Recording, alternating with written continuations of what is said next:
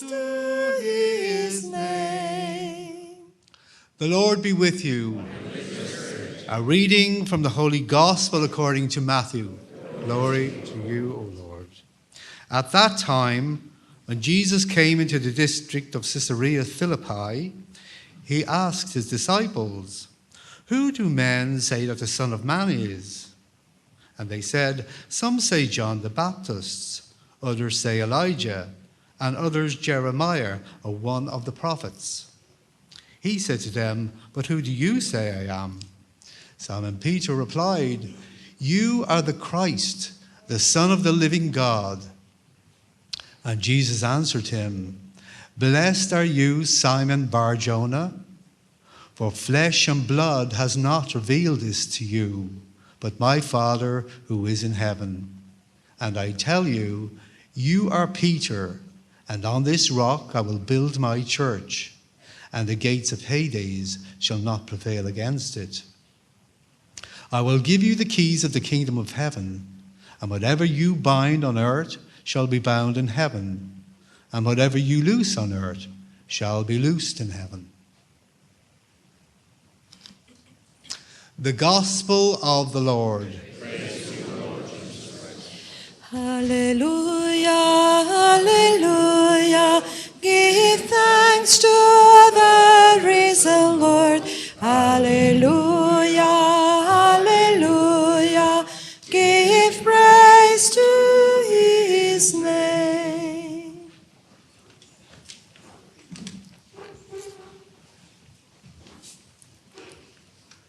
For flesh and blood has not revealed this to you, but my Father who is in heaven. In the name of the Father, and of the Son, and of the Holy Spirit. Amen. We keep today the commemoration of two great apostles, those of the city and of Rome and of the Church of Rome, Peter and Paul.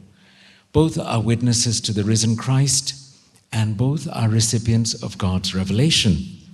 Peter is told, "Flesh and blood has not revealed this to you, but my Father who is in heaven." And Paul, when he talks about how he received his commission as an apostle, says, "I did not confer with flesh and blood, nor go up to Jerusalem to speak to those who were apostles before me, but I went off to Arabia and then to Damascus." So this revelation is something they have received directly from God. This is what, amongst other things, constitutes an apostle. Before I continue, I have to confess, the death of Father Slavko has affected me greatly, more than I suspected. I am glad for him that his suffering is over. But for me, it's like the renewal of the loss of my father. So if my preaching goes astray, I'm blaming it on that today. And I also thought my singing was a bit flat, so I thought I'll blame it on this. I don't know what, the other days when my singing is flat, I don't know what I can blame it on. Not having Melinda in my ear. Now, I wonder what it was like for the early church. Not today, but tomorrow. Tomorrow we keep the feast of the first martyrs of Rome. And in the early church, when Paul and Peter had both died, it must have felt like a great blow for that generation of apostles to pass. And who was left? Linus, the second bishop of Rome, to succeed in his role as Peter, the new Peter. And when the last of the apostles died, did they think that they were completely bereft? No. No. Even when John died, the conviction of the church is that the Holy Spirit is alive and well in the church. Jesus is alive to his church. The Catholic Church is not what would Jesus have done, but what Jesus did do and what Jesus does today. We are the answer to that question. In our time, the internet has proven to be a strange blessing. There are many terrible things on it, and it ruins our lives in different ways. But there are also many benefits to the internet. And one of them is nailing down the truth, even when governments and other agencies try to manage what truths we receive, using the label of misinformation. Well, they just mean the truths they don't want you to know, for the most part. But the internet has been, I think, a terrible blow for Islam. Because a lot of stuff that they say, that the imams say and keep the people in ignorance, is now nailed.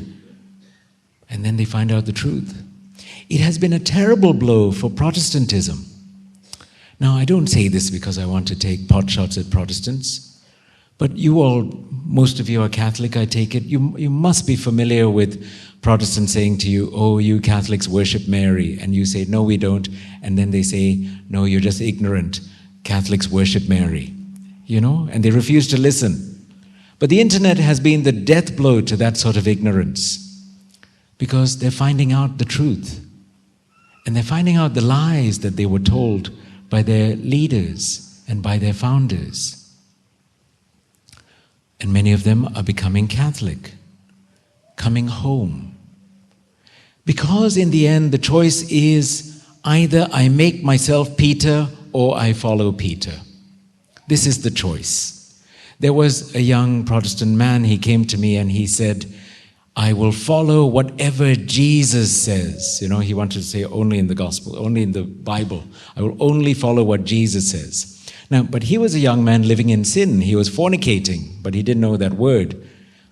And so I showed him in the New Testament where Jesus condemns fornication. And he said, what does that mean? So I showed him a dictionary. And then, and he had said, I will follow whatever Jesus says. But once he saw that and understood what he meant, he said, oh, I'll have to have a think about that. What happened to I will follow what Jesus says? You make yourself Peter.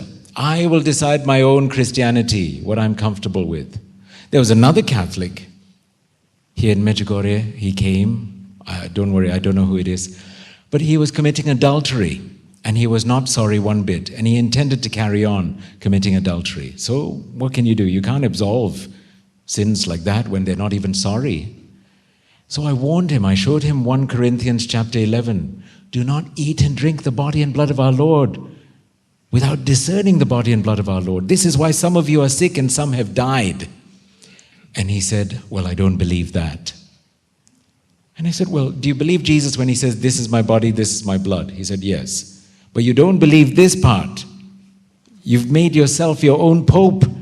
You decide for yourself. Even the pope doesn't do that. The pope can't decide what's in the Bible.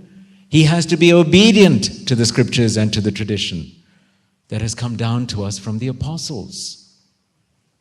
We do not make our own Christianities. That is the spirit of Protestantism. Even with the best of intentions, you have to say, at some level, you have to say, I'm going to pretend I don't understand church history. And I'm going to pretend that Jesus was a liar when he said that my church will last forever and the gates of Hades shall not overcome it. But I'm going to pretend instead that immediately after the apostles, it fell away for 1,500 years and was then miraculously resurrected by a crazy, sex-obsessed German monk. 1,500 years later. You have to believe something like that. But I don't say this to Protestants. I say this to us. We must not make up our own Christianities. We must be obedient to Jesus. And Jesus gives us Peter. And he gives us Paul. Not every Peter has been a good man. But no Peter has managed successfully to teach the wrong thing. The gates of Hades shall not overcome the church.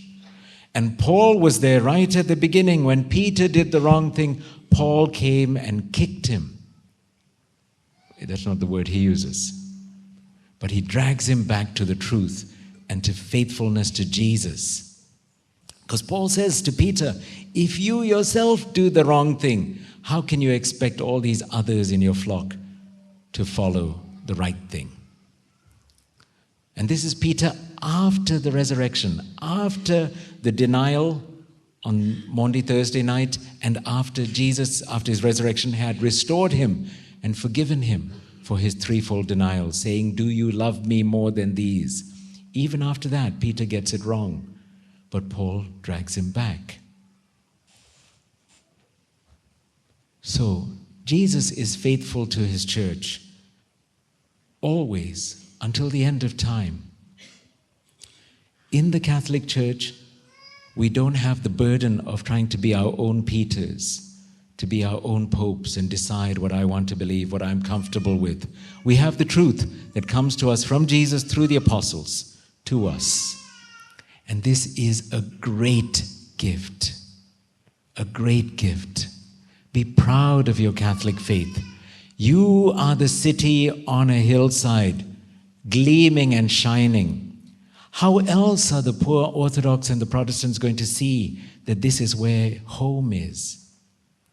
If they don't see it in our lives, in the joy of having the Eucharist, in the joy of having Our Lady, and in the joy of having Peter and Paul, the rock on which Christ established his church. Peter is the prime minister of the kingdom of God. Just as Eliakim in the Old Testament was entrusted with the keys of the house of David and told, "What you shut, none shall open, what you open, none shall shut." Those same words applied to Peter now by Jesus. Jesus, who is the heir of the house of David, the Messiah, makes Peter and all the Peters throughout time his prime ministers. So on this day, we commemorate this great feast, the great apostles, and we thank God for the beauty and truth of the Catholic faith and the great joy that God has made us Catholic. And we embrace this all completely and utterly in faithfulness to Jesus from now until the end of time. Amen.